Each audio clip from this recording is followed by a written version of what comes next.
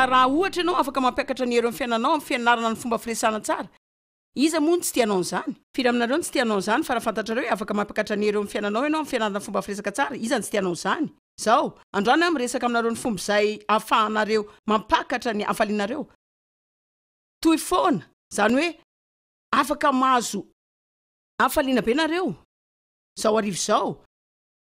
Mihoatra n'izay tany aloha tany fa raha tsy teto ianao androany dia mba handre zay zavatra ny vononiko anareo, satria manova ny teny ary tsy nifetra ny hafaliana ihany, fa nifetra ny an'ny olona rehetra izay manodidina anao. Ny famonjenao ve tonga hatrany amin'ny vavanao? Efa voavonjy ny vavanao. Tsaroko mihitsy ny tenenan'ny tompo azany tamiko taona ela maro lasy zay izy hoe Joyce voavonjy ianao zao fa mananantoka aveo hiteny zany. Taona ho an'ny vavanao zao amonjena azy. Ary tena sahako ny milaza fa Andriamanitra ny taona ny sasany aminareo eto mba hanolorana ny lela eo amin'ny alitara.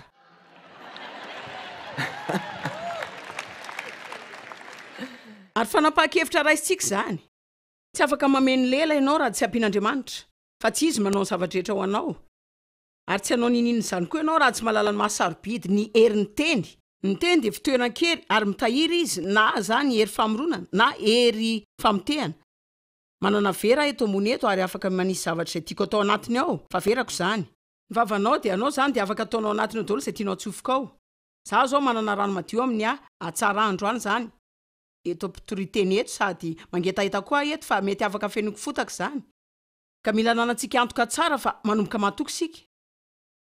Ny amin'ny teny izay mivoaka ny vavantsika. Afaka mitaha olona sika amin'ny alalan'ny tenitsika. Dia afaka manozony olona ihany koa ny herin'ny fahafatesana sy ny fiainana dia samy hain'ny lehilahy tao. Mila manana vokatra sika. Fa tsy karazana firavaka famantarana. Maha-kristiana fotsiny ihany, mila manomboka miasa amin'ny fomba tian'Andriamanitra esantsika sika. Satria na dia ny tsimpino izay makafananao anota azy, mitsara sy tsikeranao raha manota eo ianao. Fa mitady atsika hijoro izy sy atanjaka ary ohatra velona eto an-tany izay misy atsika ankehitriny. Sika ange ny fahazavanao amin'ny toerana maizina e. Ary ray amin'ireo fomba izay ahafahantsika mandrehatra ny jiro no fanakatonana ny vavantsika.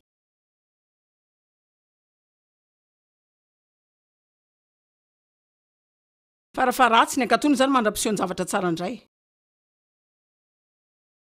Ary hitanareo ny fanamasina, raha manomboka mivavaka mikasika izany ianao, fanamasina andresy lahatra anao mialohan'ny hahavonina anao.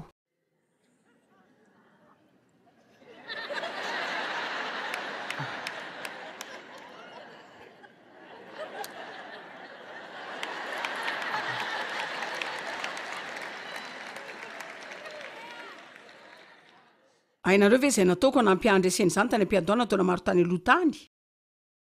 Efa ny anatin'ny firesahana zavatra izay tsy tokony ho resahako mihitsy azy mikasika olona ray.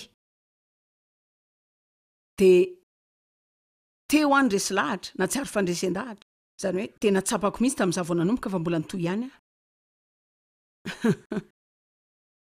Hitanareo matetika ianao manana segondra kely fotsiny safidianan'izay ho ataonao. Ary mampalahelo, mandra-pahazoantsika fampiarana feno tsy tena miaraka amin'Andriamanitra foana sika matetika sika mandeha araky ny nofo. Fa ny fandresen-dahatra mitoetra ary mitoetra zany eny ary ka azon'Andriamanitra feno amin'ny fiainanao ianao, teo ankasitran'Andriamanitra tanteraka tokoa, tianao ny tokony atao ianao, te handresy izany olona izany, fa mila nijanona tany anaty fampiresahana mihitsy dia niteny tamin'ilay olona hoe mila mangataka famelana aminao aho. Fity dia zavatra tsy tokony ho resahako akory. Fa diso manao an'izany. Mamela dia milaza aminareo rehefa manala baraka tena vitsivitsy ohatr'izany ianao dia marina e, manala baraka ny tenanao imbetsaka ohatr'izany ianao miteny ny tenanao eo mason'olona. Fa manampy anao zany ho any amin'ilay fotoana azonao fandresen-dahatra fa ny fanamasina dia tonga amin'ny fiainantsika hitarika amin'ny isan'androntsika. Fa tena fifandraisana tsara zany rehefa mahay miara-miasa aminy ianao. Ary arakaraky ny mampisokatra anao amin'ny fanamasina no hitombony fanekenao ny fitariany amin'ny zavatra rehetra izay lazainao, fanapahan-kevitra ataonao, saina rehetra heverinao. Dia fitombona daholo zany. Fa raha tsy manana fiaingana sika aloha, tsy mba hanana fiafarana izany. Ka ny sasany aminareo zao dia tena vaovao amin'izany, tsy mbola nandre zavatra ohatr'izany mihitsy izy taloha. Ny sasany aminareo fa patsifan zavatra ihany zany izay efa renareo injato angamba, fa efa nanomboka namely zany ianao ka mba nandalo kely ny conférence GM ianao amerina indray. Fa tsy maninona zany fa ho faly zahay amerina aminao indray. Tonga mba hanamboatra ny toetranao ianao. Numéro 720 mahita tranga mahafinaritra sika izay misy any Mosesy notarian'Andriamanitra nandefa mpisafitany ho any amin'ny tany Kanaana, tany nampanantenaina mba hijery raha vokatra any amin'izany tany izany dia tena tsara araka ny voalazan'Andriamanitra. Fa ho izany tokoa mba ho tsara tokoa arak'izay hiheverantsika azy ary ve zany.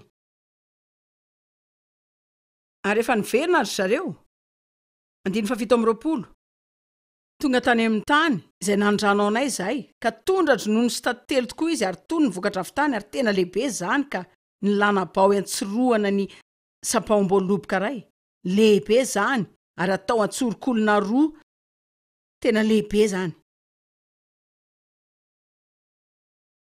Marina zany tena tsara le vokatra. Fa 720 nefa areo sika ny tena mananolana. Feno fisaorana fa nahazo asa nefa. Zao tena faly fa manambady nefa. Zany mihitsy tena tiako ny tranoko nefa. Hitanareo vinotsika nafalitsika amin'ilay teny hoe nefa. Misy olona ary ve eto? Afaka vononao ny hafalianao amin'ilay teny hoe nefa ka afaka milaza fotsiny avy hoe elao nefanao. Efa ela nandriko teny zany fa vitako ihany le izy farany.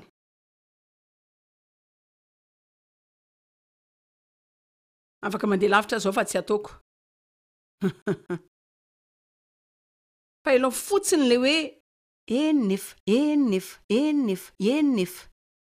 Ajanono zany. Tsara le vokatra. Izay lazain'Andriamanitra dia marina tanteraka.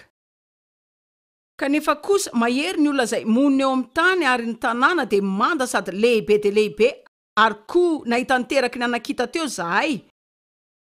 Dia nomeny amin'izay ny lisitr'ireo olana rehetra. Nareo ve tsy mihevitra fa efa fantatr'Andriamanitra ireo olana rehefa any amin'ny fahafana indray tanàn'ireo olana ireo izy melohany andrany azy ihany? Kaleba nampangina ny olona. Zany ray amin'ny zavatra tian'Andriamanitra ho ataontsika amin'ny fampahirezana ny olon-kafa rehefa mingonongona sy mitaraina ny olona amin'ny fomba mety fa tsy miseho tena mpivavaka be koa ianao ka ilaza hoe ndao sika tsy hoany ary. Ndao sika hijanona amin'ny toerana izay ahafahan'Andriamanitra mita sy miasa amintsika. Indrindra moa raha voadidina pino ianao, afaka ataonao zany. Ary mila mamela olon-kafa amin'ny fifandraisantsika amin'izy ireo, amelantsika azy ampatsiah antsika dia ho ankasitrahana izany. Misy karazan-javatra maro amin'ny Baiboly izay tenenany antsika mba hampahery olona foana, hampahirezy ny olona mba hanaiky ny fahefana, hampahirezy ny olona mba hanalavitra ny fifandirana. Fa isika tsy dia mandraisa ny zavatra loatra, fa izako ianao mba ilaza amiko izay tokony ataoko. Ny tiako lazaina dia tsy tokony tsy mahomby ianao zany, hitanareo. Ainareo ahoana zany ary indrindra tahaka ny amin'ny fanambadianao hitanareo dia sao mety milaza amiko hoe tena mahafinaritra ianao. Ena ny tianao lazaina ataonao tsy mahomby amin'ireo zavatra hafa fa azamanao izay tenenana fa tsy mahomby ah. Hitanao tsy tena mamaly tsara loatra sika amin'ny resaka fantsina efa nisy olona mahatsikatra zany ve fa saika miaro tena foana sika. Dia hitanareo zao arakaraky ny herovanao tena no itombon'ny famantarana fa tena meloka tokoa ianao zany.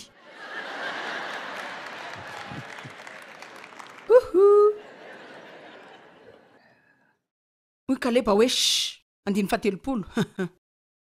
Nde sika hiakatra mihitsy mba hazotsika azy fa haresy azy tokoa sika. Fa izay niaraka taminy teny hoe tsy afaka sika. Jereo ny 730 dia nilaza ratsy ny tany tamin'ny Israelita izy ireo. Tena nahakasikala hoe izy ireo nanao laza ratsy tamin'izany dia nahita ny ratsy mihoatra noho ny tsara ry zareo. Roa ihany no mba ndresaka mikasika le vokatra. Ny ambony dia ndresaka mikasika le olona goavambe. Roa nahita an'Andriamanitra. Ny ambony nahita ireo olana. ary Andriamanitra nilaza fa filazana ratsy zany. Ka rehefa miresaka ny zavatra rehetra izay tsy mety sika, dia tafiditra ao amin'ny ambaratonga ny ratsy zay.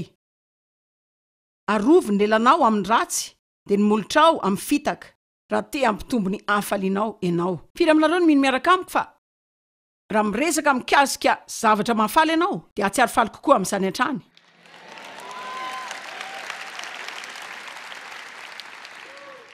Jakoba 7:9-9. Andiny fahenina, ary afo ny lela, dia faharatsiana tsy hita lany eo amin'ny momba ny tenantsika, dia ny lela no mampipetipetina ny tena rehetra. Tena mahagaga ny zavatra afaka tombontsika avy amin'ny teny vitsy fotsiny. Zao jereo, avy mba handre ahiteny ve nareo sa hijery ahiteny amin'ny tele? Andreny teny zay lazaiko. Fa ny teny zay lazaiko dia tenin'Andriamanitra, ary ny teniny dia feno fiainana sy feno hery. Ka tianao ve ny atsiaro zany tsara kokoa? Firy aminareo rehefa mijery ny programa tele dia mampatsiaro anareo tsara zany? Zao, zany midika fa marina ny teny. Zao ianao manana andraikitra ny andao an-tranonao dia ampiasa ny teninao dia ampatsiaro olona ho tsara kokoa. Marina zany e. Fa raha alaiko ny olana mba hatsiarovanao tsara kokoa, dia mila mandeha ianao ka manao izay hatsiarovan'ny olona ho tsara kokoa, ary afaka manomboka amin'izany amin'ireo olona ao an-tranonao ianao. Fa ilaza fanambarana mahery aminareo aho. Za mankasitraka anareo. Manomboa manandrana milaza an'izany. Ary angamba olona izay efa novadianao efa 20 taona, mankasitraka anao aho. Ampahitsiny jereo amin'ny masony izy dia laza hoe mankasitraka anao aho. Hitanareo zany teny zany sao tena misy zavatra mikasika zany. Za mankasitraka anao. Ary hitako indrindra rehefa milaza zany amin'ny olona izay nanao zavatra taminao foana ianao ary efa nanomboka lasa zatra an'izany, izay anomboanao mandray izany lasa filana. Za mankasitraka anao. Fanome anareo teny mahery efatra indray aho. Azafady. Misaotra tompoko. Mamela. Mifona. Dia ahoana ny amin'ity ray ity? Tena diso aho.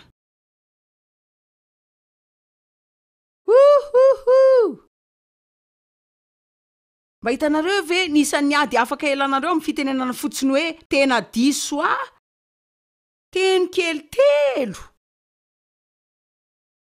Izay afaka manala ny fahatezeran'ny andro, ny aretin'andoha, ny aretim-bavony, sy ny faharerahana, ankizitinana, sarotra raha miaina isan'andro amin'ny filazana hoe tena diso aho. Fa mifona. Fa tsy voatery anam-panirinana ianao zany daholo ny rehetra, tsy haiko aloha. Marina zany, andao ampiarina zany lazao hoe tena diso aho.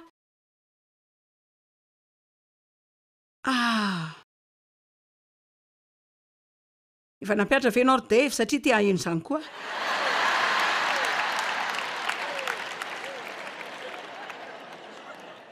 Misy aminareo ve madama manambady ramose tsy mba diso mihitsy? Jereo haiko fa mihevitra zao nareo hoe re olona tena tiako raha teto mivadiko, andeha vidiko ty raha tsara ty dia alefako mafy any an-trano zany. Zao ny zavatra tokony olona zaintsika rehefa misy olona manao atsoina. Ao fa tsy olana zany. Aza matahotra amin'izany. Za koa manao atsoina. Mamela anao aho. Fa aza manany amin'izany. Fa aza mena saina hafa zany. Tena lasa lavitra ve zany? Mihoatra ny ianao manao izay ampatsiahivana azy ireo. Eo masiny eo indray.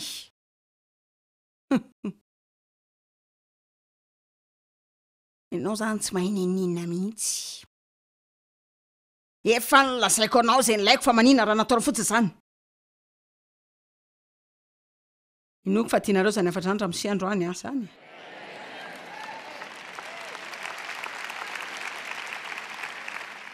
Moabolana fa 7.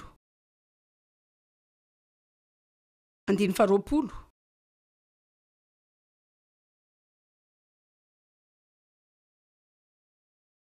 Fa mahitsy aho milaza hoe ny vava tsy voafe de toy ny bibidia.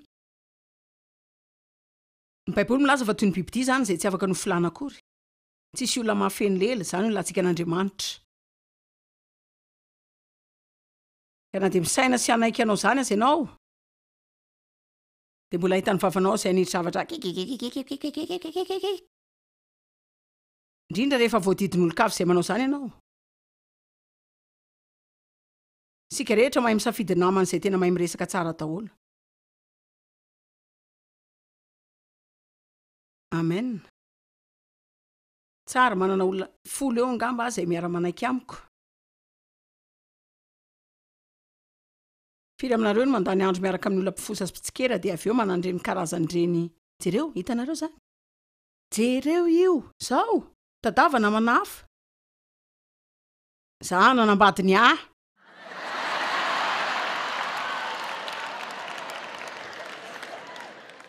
De hitanareo zao fa mila lanjalanjaina ny fandaniam-potoana amin'ny olona mahomby.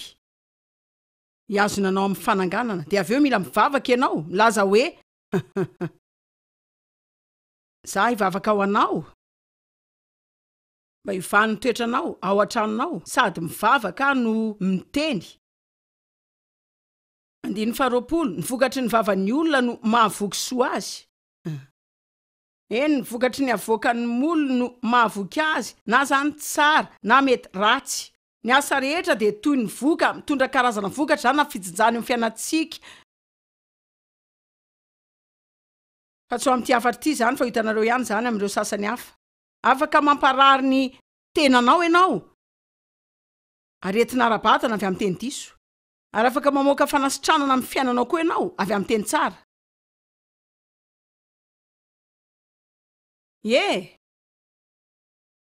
Fiainana sy fahafatesana. Ny fiainana sy ny fahafatesana de samy hain'ny lela tao. Ary ireo zay manandrana azy de hihinana ny vokatra zany na ho fahafatesana na ho fiainana. Mihinana ny teninao ianao. Masiso ny fiainako. De angamba mila hofainao ny zavatra ilazainao.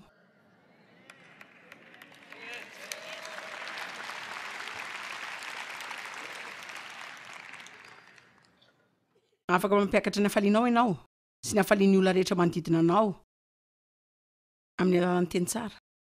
Ka tsy hoe manapozina fotsiny fifaliantsika sika amin'ireo teny ratsintsika, fa manapozina ny fifalian'ny olon-kafa manodidina antsika. Ny tsy fahombiazana nge tena misarika olona hidina sy tena mampidi-dozy amin'ny zavatra rehetra. Fanamariana ratsy mikasika ny olon-kafa. Raha miresaka amiko nareo zao ka miteny zavatra ratsy tsikera sy fitsarana olon-kafa de laza za fa tsy mino zany de mbola miditra lalamiko ihany zany de mila miady manohatra fakapanahy mba tsy hijery zany olo zany amin'ny fomba hafa mihoatra nataoko taloha. Azonareo ve? Venao misaina hoe tena marina ve zany?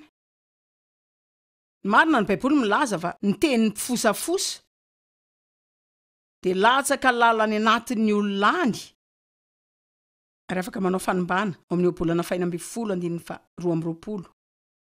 Zany hoe obolana faina amby 12. Eny ary dao resaka momba ny vavanao anaty ady. Zay lazaintsika ao anatin'ny ady matetika.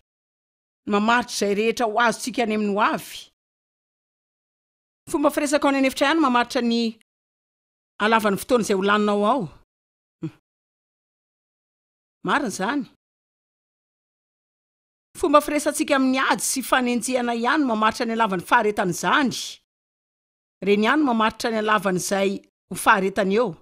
Taraina de mijanona, zay midera tsy tavela.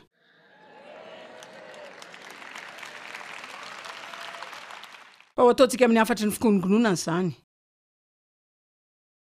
Ny olanao ve tena olana marina? Sa zany le toetranao na zay lazainao tena zany marina ve lay olana afaka kisakao kely ve ny olanao afaka mampifaly ny tenanao kokoa ve anao rehefa mandeha ivoaketo ianao androany de anapa-kevitra fa iresaka ny olanao amin'ny fomba hafa fa tsy ilaza indray hoe tena tsy arotsony zany manina raha mba milaza hoe olana roa kely fotsiny ireo fa misy tsara ihany misy fehezateny kely ilaina ianaranao mifoazy eo mpandrina ny maraina de lasa hoe izavatra tsara itrangamiko androany ka isaky ny misy olona miresaka ny olanao eniko mikasika ny olanao tsy maniry fotsiny venao matetika hoe tena tsy tadidiko mikasika zany afaka mangina fotsiny venao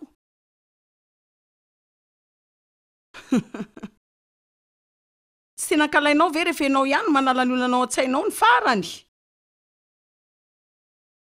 de aveo misy olona milaza aminao hoe ka eniko any amin'ilay olanao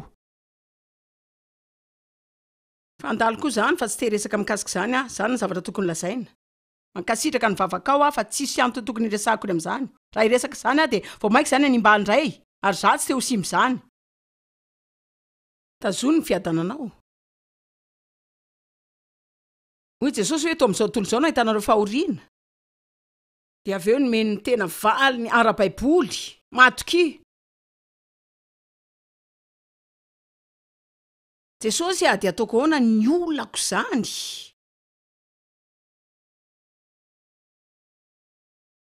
zange manana olandratsy matoky za efa nandresy izao tontolo zao fa tsy afaka ny toetra mahatoky ianao raha tsy efa miresaka mikasika ny valiny fa tsy ny olana fotsiny fa tena faly fa nampianarin'Andriamanitra ary nampianarin'ny fomba firesaka isan'andro ahoana moa zany hitanareo amin'ray amin'ireo fampianaran'ireo ny resan'ny Paoly ny fiangonan'ny Korinto hoe mbola zazy nareo ka tsy mbola mahay miteny foana mazava ho azy fa afaka mitendry zareo fa tsy mandresaka izay zavatra tokony resahana aza miresaka izay zavatra tsy mety rehetra afao ny olanao rehefa mandalo fitsapana sy fanenjehana amin'ny manaraka anapa-hevitra fa ohatreanao zany amin'ny fotoana rehetra ary tsy ilaza zavatra tsy mahomby amin'izany ianao fa ivavaka ianao de ilaza hoe fa tsy ahatsaratsika kory ny vavaka raha tsy ilaza zavatra mifanaraka amin'izany sika amin'ny vavakantsika ary hitako fa zay zaraiko eto mikasika ny vavaka izany sy ny filazana zavatra de hitako lehibe zany amin'ny fampianaranyity androany za manao zany satria mihevitra mihitsy fa sika rehetra de mirona amin'ny vavaka hoe hitanareo lay hoe alefatsika ilay fanantenana daladala hoe mety anao zavatra ngamba Andriamanitra fa raha tena mino marina sika de miasa izy zay ilazany baiboly atsika hoe raha tena mino marina sika fa miasa Andriamanitra de efa nivavaka any anokatra varavaran'Andriamanitra esany ary mino aho fa miasa izy zao ary hitako ny valindreo mpivavako raha tsy milaza karazana resaka dala eo ampiandrasana zay tsy mampahomby ireo vavako eo mihitsy no atokavany fitsapana satria mandritra zany fotoana fiandrasana zany hoe vin'ny fanerena de toreny hoe tena mafy zany to milaza zavatra zany hainareo nahoana satria te ilaza zany tsapatsika sika te ilaza zay veritsika fa mampalahelo zay veritsika zay tsapatsika matetika tsisy ifandraisany amin'izay ataon'Andriamanitra tena tsisy ifandraisany amin'ny finoana zay ataon'Andriamanitra zay ny ilana ianarantsika ny fomba firesaka araka ny voalazan'ny baiboly fa tsy ny resaka zay fatsapatsika sy zay rehetra hitako tsapako hitanareo raha araka ny takatry ny lohako de ohatra ny toeran-dratsindrina tsy azona ninina ny takatry ny lohanao